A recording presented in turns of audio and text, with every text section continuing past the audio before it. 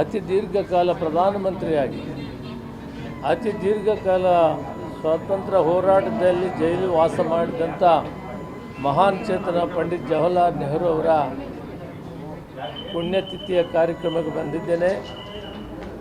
ಅವರು ಕೊಟ್ಟಂಥ ಪಂಚವಾರ್ಷಿಕ ಯೋಜನೆಗಳು, ಭಾರತ ದೇಶದಲ್ಲಿ ಕೈಗಾರಿಕಾ ಕ್ರಾಂತಿ ಬಗ್ಗೆ ಇವತ್ತು ಅವರ ಚಿಂತನೆ, ಅವರ ಕಾರ್ಯಕ್ರಮಗಳು ದಾರಿದೀಪವಾಗಿದೆ.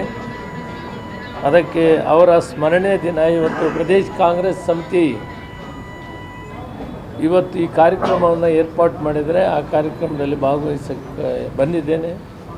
ಅಧ್ಯಕ್ಷರು ಇವತ್ತು ಇನ್ನೂ ಬಂದಿಲ್ಲ. GC ಚಂದ್ರಶೇಖರ್ ಕಾರ್ಯಾಧ್ಯಕ್ಷರ ನೇತೃತ್ವದಲ್ಲಿ ಈ ಕಾರ್ಯಕ್ರಮವನ್ನು ನಡೆಸ್ತೀವಿ. ಪಂಡಿತ್ ಜವಾಹರ್ಲಾಲ್ ನೆಹರು ಅವರ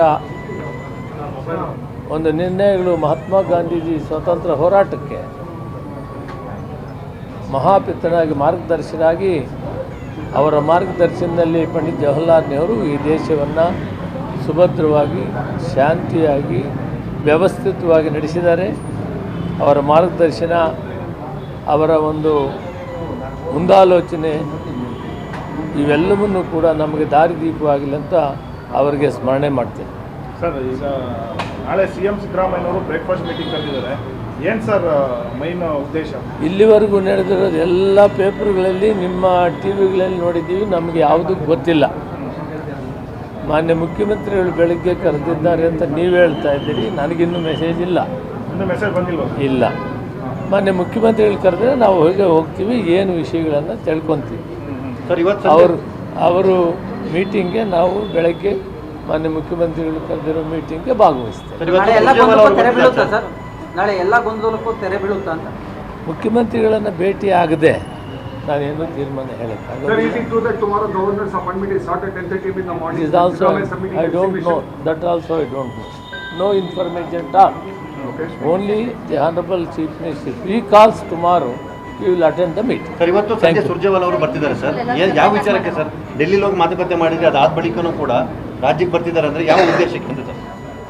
ಇವೆಲ್ಲವಕ್ಕೂ ಕೂಡ ಸ್ವಲ್ಪ ಟೈಮ್ ಸಮಾಧಾನವಾಗಿರಿ.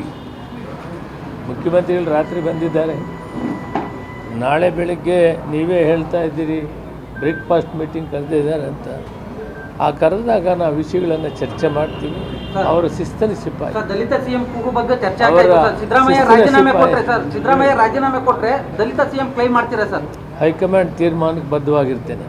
ನಮ್ಮ ಕಾರ್ಯಕ್ರಮಗಳನ್ನ ನೀವು ನೋಡ್ತಾ ಇದ್ರೆ ನಮ್ಮ ಚಾನೆಲ್ ಅನ್ನ ಸಬ್ಸ್ಕ್ರೈಬ್ ಮಾಡಿ, ಪಕ್ಕದ ಬೆಲ್ ಐಕಾನ್ ಒತ್ತಿ ನಮ್ಮನ್ನ ಬೆಂಬಲಿಸಿ. ಹಾಗೆ ನಮ್ಮ ಕಾರ್ಯಕ್ರಮಗಳನ್ನ ಲೈಕ್ ಮಾಡಿ, ಕಮೆಂಟ್ ಮಾಡಿ, ಅದನ್ನ ಬೇರೆಯವರಿಗೂ ವಾಟ್ಸ್ಆಪ್ ಮೂಲಕ ಶೇರ್ ಮಾಡಿ.